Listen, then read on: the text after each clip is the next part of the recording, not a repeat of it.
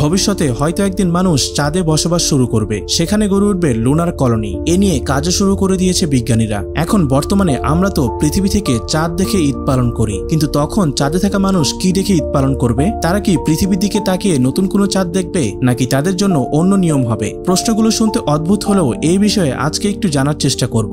আসলে সত্যি সত্যি যদি এরকম হয় তাহলে কিভাবে বিষয়টি নির্ধারিত হবে তা আমরা কেউ জানি না, তবে আমরা কিছু ধারণা করতে পারি। চাঁদে অবস্থান করলে পৃথিবী থেকে ঠিক যেমন আমরা আকাশে চাঁদ দেখি, তেমনি আমরা তখন পৃথিবীকে দেখতে পাবো। কিন্তু তখন পৃথিবী কিন্তু চাঁদের মতো কাজ করবে না, কারণ চাঁদে একদিন প্রায় 708 ঘন্টার সমান এবং 1 মাস 29 দিনের মতো। তাই চাঁদের মানুষের জন্য নতুন এক পদ্ধতি আবিষ্কার করা হতে পারে। তাদের জন্য আলাদা ইসলামিক ক্যালেন্ডার দরকার হবে। এছাড়াও সম্ভবত চাঁদে বসবাসকারীরা পৃথিবীর ক্যালেন্ডার ফলো করবে। তারা রেডিও বা ইন্টারনেটের মাধ্যমে পৃথিবী থেকে ঈদের ঘোষণা শুনবে এবং সেই অনুযায়ী ঈদ পালন করবে। আসলে বাস্তবতা কি হতে পারে তা আমরা কেউ জানি না, তবে চাঁদে থাকা মানুষরা কখনোই একা থাকবে না। আশা করি যেভাবেই হোক ঈদ তাদের জন্য আনন্দের বার্তা নিয়ে আসবে। ঈদ মোবারক সবাইকে, এবং এই ধরনের আরো ভিডিওর জন্য আমাদের সাথেই থাকুন।